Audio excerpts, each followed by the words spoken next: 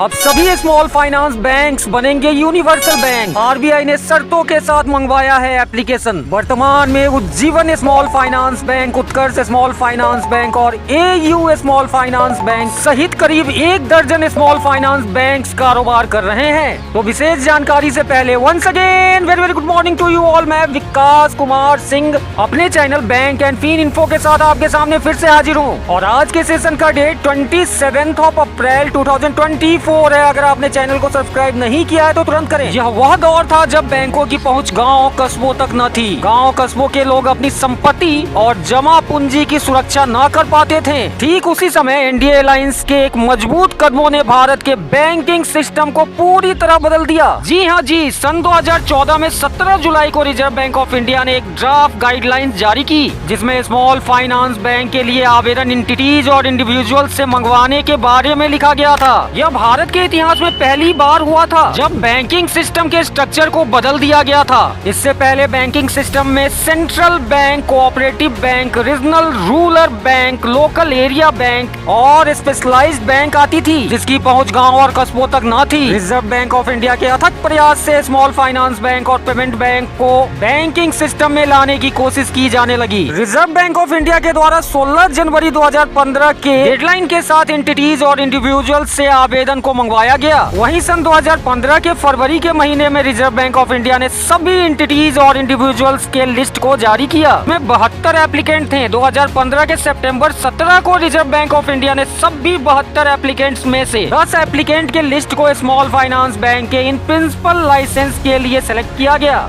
इस लिस्ट में 8 entities micro finance NBFC थे, जिसकी असरदार पहुंच गांव और कस्बों के अनरीचेबल लोगों तक थी। आरबीआई का प्रयास रंग लाया और 24 अप्रैल 2016 को सबसे पहली small finance bank capital small finance bank ने 47 ब्रांचों के साथ अपनी ऑपरेशन की शुरुआत की। लेकिन बात रुकी नहीं। 26 अप्रैल 2021 को सेक्शन 22(1) बैंकिंग रेगुलेशन एक्ट 1949 के आधार पे रिजर्व बैंक ऑफ इंडिया ने Noida based Shivalik mercantile cooperative bank limited को अर्बन कोऑपरेटिव बैंक से स्मॉल फाइनेंस बैंक में ट्रांजैक्शन करने का लाइसेंस दिया। आज स्मॉल फाइनेंस बैंक की पहुंच भारत के अति पिछड़े गांव और कस्बों में भी है। तो चलिए कुछ और समझें सभी स्मॉल फाइनेंस बैंक का detail. Number 1, Ujjivan financial service private limited ने उज्जीवन स्मॉल फाइनेंस बैंक की शुरुआत 1 फरवरी 2017 से की, जिसकी हेडक्वार्टर बेंगलोर में है।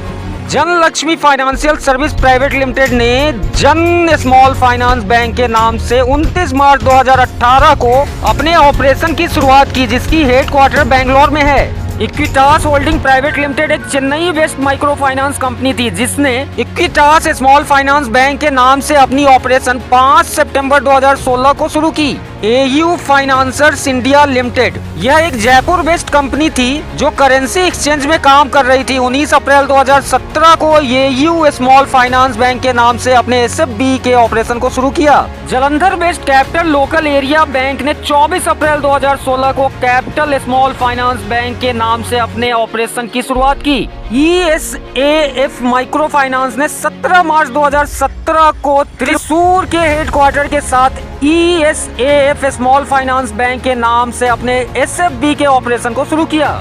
Guwahati based company RGVN north east micro finance limited ने माइक्रो फाइनेंसिंग के साथ अपने एसएफबी के ऑपरेशन को 17 अक्टूबर 2017 को north east small finance bank के नाम से शुरू किया। सूर्योदय माइक्रो फाइनेंस प्राइवेट लिमिटेड एक ऐसी कंपनी थी जो महाराष्ट्र में अपने माइक्रो फाइनेंस को कर रही थी। 23 जनवरी 2017 को सूर्योदय एसएफबी के नाम से अपने एसएफबी के ऑपरेशन को शुरू किया। यूपी बेस्ड उत्कर्ष माइक्रो फाइनेंस प्राइवेट लिमिटेड ने कम ही समय में अपने माइक्रो फाइनेंस के ऑपरेशन से आरबीआई से एसएफबी के लाइसेंस को हासिल किया और 23 जनवरी 2017 से अपने एसएफबी के ऑपरेशन को शुरू किया। वहीं शिवालिक स्मॉल फाइनेंस बैंक ने 26 अप्रैल 2021 और यूनिट स्मॉल फाइनेंस बैंक ने 1 नवंबर 2021 से एसएफबी के ऑपरेशन को शुरू किया। अब सभी एसएफबी के कार्य की अवधि 5 वर्षों की हो चुकी है। रिजर्व बैंक ऑफ इंडिया के नियम के आधार पर कोई भी एसएफबी 5 वर्ष के कार्य के बाद यूनिवर्सल बैंक के लाइसेंस को लेने के आवेदन के लिए पूरी तरह से काबिल है। तो चलिए जाने की रिजर्व बैंक ऑफ इंडिया ने किन शर्तों पर यूनिवर्सल बैंक के लाइसेंस देने के लिए एसएफबी को आमंत्रित किया है। ऐसे स्मॉल फाइनेंस बैंक जिसकी पिछली तिमाही के अंत में मिनिमम नेट कैपिटल 1000 करोड़ रुपए होनी चाहिए। इसके अलावा उस बैंक का शेयर किसी मान्यता प्राप्त स्टॉक एक्सचेंज पर सूचीबद्ध होना चाहिए। बीते 2 वित्तीय वर्ष में ऐसे एसएफबी को शुद्ध लाभ दिखाना होगा और पिछले 2 वित्तीय वर्ष में उसकी एनपीए 3% और नेट एनपीए 1% से कम या उसके बराबर होनी चाहिए। शर्तों में CRAR आवश्यकताओं और न्यूनतम 5 वर्षों की अवधि के दौरान एसएफबी का प्रदर्शन संतोषजनक होना चाहिए। रिजर्व बैंक ऑफ इंडिया के सर्कुलर के आधार पे एसएफबी से यूनिवर्सल बैंक में बदलने पर मौजूदा प्रवर्तकों के लिए न्यूनतम शेयर धारता की कोई नई अनिवार्य लॉक ऑन आवश्यकता नहीं होगी। रिजर्व बैंक ऑफ इंडिया ने दिसंबर 2019 में एसएफबी की नियमित बैंकों यूनिवर्सल बैंकों में बदलने की संबंधित प्रक्रिया निर्धारित की थी। तो क्या लगता है आप सभी को किन किन एसएफबी को यूनिवर्सल बैंक का लाइसेंस मिलेगा? Ending of the session. Subscribe now. Thank you. Thanks.